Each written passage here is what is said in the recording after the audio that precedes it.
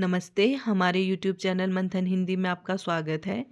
जैसा कि आप जानते हैं, हमारे चैनल के द्वारा HPRCA TGT आर्ट्स कमीशन 2025 के लिए फ्री ऑनलाइन क्लासेस प्रोवाइड कराई जा रही है।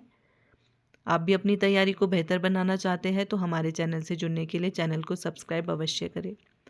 आज की क्लास में हम पढ़ेंगे मध्यकालीन भारत का इतिहास, जिसके अंतर्गत आज हम मराठा साम्राज्य, मराठों का उत्कर्ष के विषय में चर्चा करेंगे। आज की क्लास आपकी आने वाली परीक्षा के लिए महत्वपूर्ण है, इसलिए वीडियो में अंत तक बने रहें। आइए शुरुआत करते हैं आज की क्लास की। मराठों का उत्कर्ष। 17वीं शताब्दी में मुगल साम्राज्य के विघटन की प्रक्रिया शुरू होने के साथ कई स्वतंत्र राज्यों की स्थापना हुई। इसमें मराठा साम्राज्य महत्वपूर्ण है।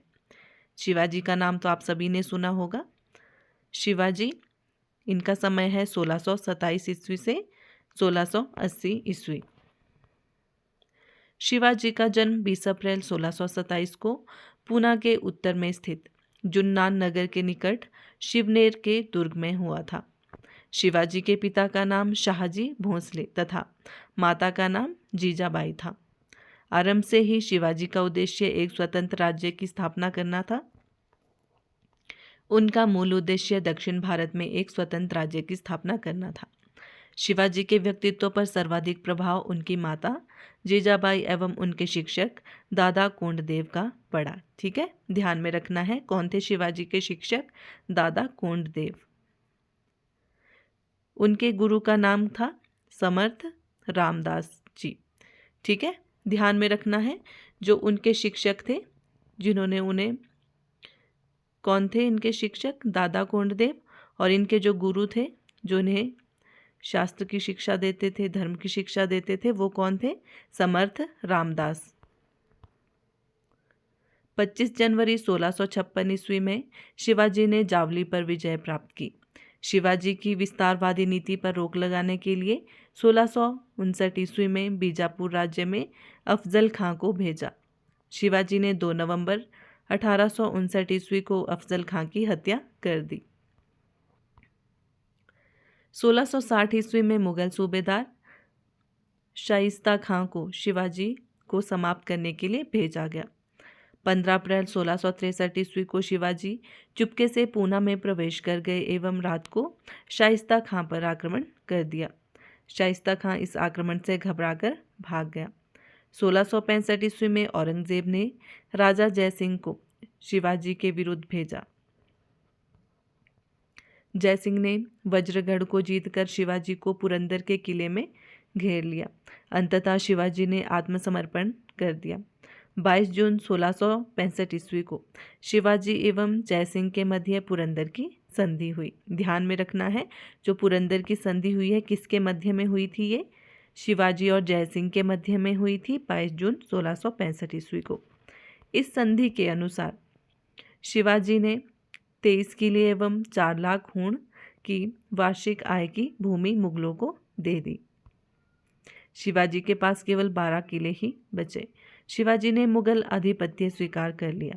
शिवाजी ने बीजापुर के विरुद्ध मुगलों को सैनिक सहायता देने का वादा किया। 1666 ईस्वी में शिवाजी औरंगजेब से मिलने आगरा गए, जहां औरंगजेब ने शिवाजी को जयपुर भवन आगरा में नजरबंद रखा। चतुराई से शिवाजी वहां से भागने में सफल हुए। 16 जून 1674 में शिवाजी ने काशी के विरुद्ध विद्वान श्री गंगा भट्ट द्वारा अपना राज्याभिषेक करवाया। उन्होंने छत्रपति की उपाधि ग्रहण की और रायगढ़ को अपनी राजधानी बनाया। शिवाजी की मृत्यु 14 अप्रैल 1680 ईस्वी को 53 वर्ष की आयु में हो गई थी। ठीक है, 14 अप्रैल 1680 में। शिवाजी का प्रशासन। राजा छत्रपति। राजा की संपूर्ण शक्तियां शिवाजी में केंद्रित थी। वह राज्य का अंतिम कानून निर्माता, प्रशासकीय प्रधान, न्यायाधीश एवं सेनापति थे। उन्होंने मराठी को शासन की भाषा बनाया। मराठी भाषा की प्रगति के लिए रघुनाथ पंडित हनुमंते ने नेतृत्व में एक शब्दकोश, राज्य व्यवहार कोश लिखवाया गया। ठीक है, जो राज्य व्यवहार कोश है वो मराठी भाषा का शब्दकोश है।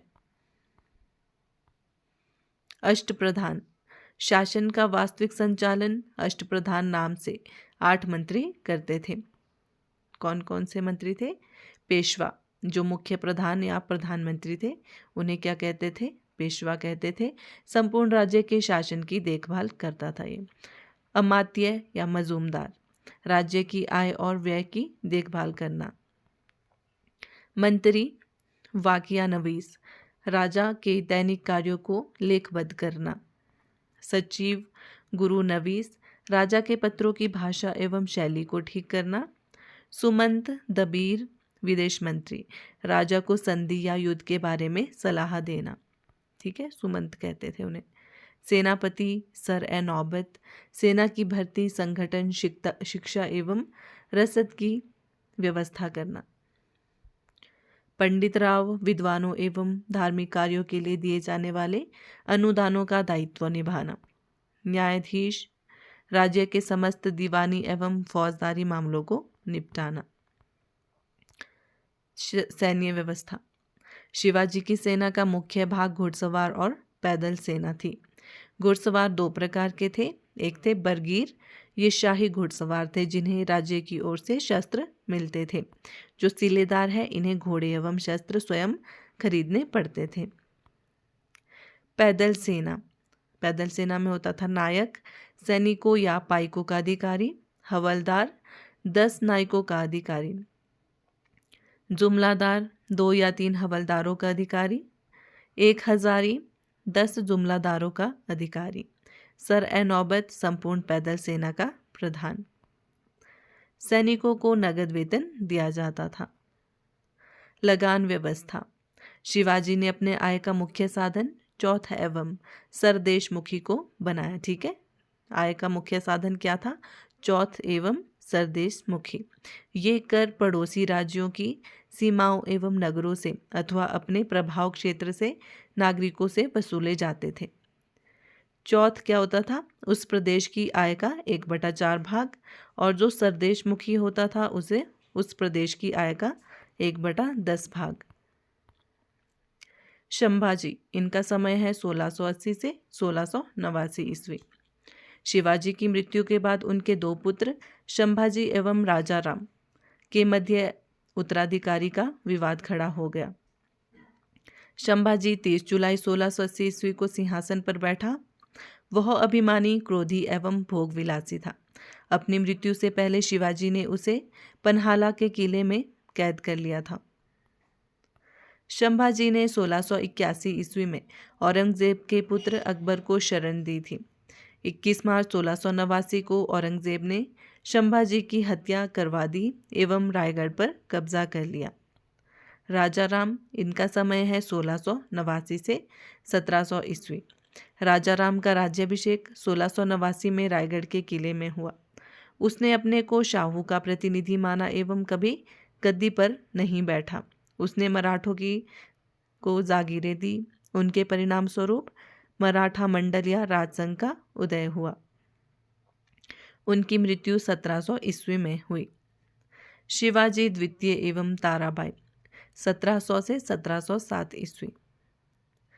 राजा राम की मृत्यु के बाद उनकी पत्नी ताराबाई अपने पुत्र शिवाजी द्वितीय को गद्दी पर बिठाया एवं मुगलों से संघर्ष जारी रखा। ताराबाई ने रायगढ़, सतारा, सिंहगढ़ किलों को मुगलों से जीत लिया। शिवाजी द्वितीय महज 4 वर्ष का गद्दी पर बैठा था। शाहू 1707 से 1749 ईस्वी।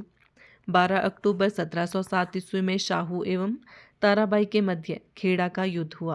ध्यान रखना है, शाहू और ताराबाई के मध्य खेड़ा का युद्ध हुआ था 12 अक्टूबर 1707 ईस्वी में। इसमें बालाजी विश्वनाथ की मदद शाहू जीत गया। ठीक है, शाहू ने 1708 ईस्वी में सतारा पर अधिकार कर लिया।